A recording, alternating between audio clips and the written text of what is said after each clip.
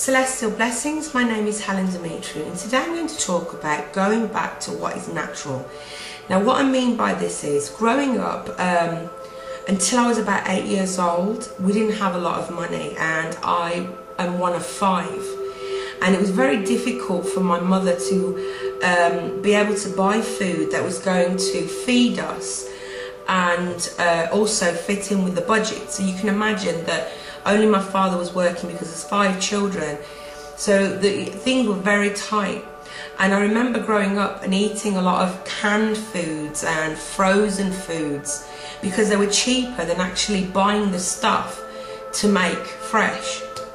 But now that we're okay, the economy's not so good at the moment, but we seem to be in a better situation than our parents were. We're able to buy fresh produce, and what I try to do is I buy as little canned produce to eat and to give to my children as possible. The only frozen things I do buy are frozen vegetables, but that is minimal because I tend to stick to fresh vegetables. If I'm going to make jam, for example, I make sure that, you know, I use the most organic products that I can. I'd rather make the jam rather than buy the jam. For example, if I'm going to make a squash or cordial, I use the lemons from my lemon tree. I mean, I know not everybody's got a lemon tree in their garden, but you can buy the lemons, you can make your own lemonade. And if I'm going to make, if I want ketchup, I make my own ketchup. I buy the tomatoes and all the ingredients and I make my own ketchup. I make my own bread. So I try to make as much of by myself as possible, because 1, it's healthier, and 2, it is my hands and my energy and all of my love that is going into this food that's going to feed my family and myself. And it also takes me back to nature. I mean, okay, I mean, if you've got a lot of people in the family, it can be a lot to keep cooking, and if you're working, it's very difficult. But at the end of the day, not only we're going to benefit health-wise, but it's spiritual food, because, you know, when we're making this, we're channeling all of the energies of ourselves. We can call down the energies of the divine and put it into our food, so that every time we eat this food, even if it's homemade ketchup, it's like a communion with the divine. And I find that, you know, we're a lot more happier without these additives. The children are a lot better behaved. If you're going to make, I mean, I think in America you call them popsicles, we call them ice lollies in England, or ice lolls.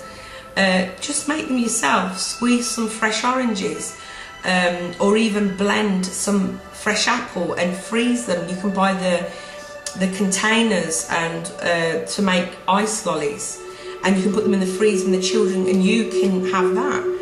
I mean, there's so many different ways. Even the fact that, you know, I grow my own herbs.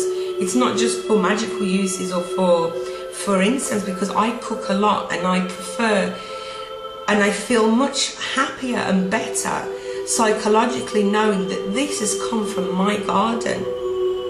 And even if you don't have a place to grow herbs and you buy the fresh herbs from the supermarket, you know, you feel better knowing that this is a fresh produce, and it's something that, you know, it's a psychological thing also. So anything that your hands touch instills within this food your love, your energy, the energy of the goddess or the god or the divinities, and you're ingesting that love, and you're ingesting that power and that energy. And not only does it make us happier psychologically, but the body is happier, because just the thought of having something healthy or something homemade makes us feel better inside. And it's also a good thing for your children, if you have children, to see their mother or their father making food that's from scratch, from the beginning. They can join in, they can, you know, help with preparing this, because it's a spiritual thing. The family is a spiritual thing. Even if you're not married or you have a partner or whatever, you know, your sexual preferences, it doesn't matter. The fact that you've made this together with somebody, it's like a communion of your love, and you're sharing that love with each other.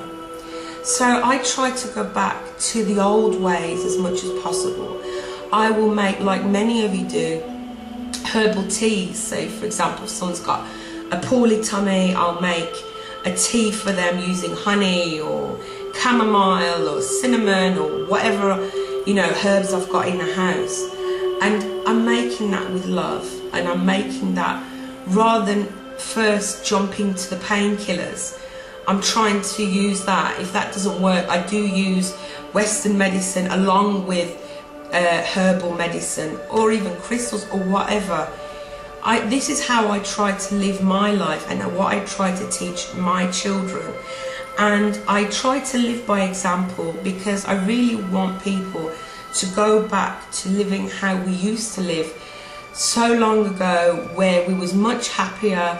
I believe we was much healthier because we was putting less trash in our bodies.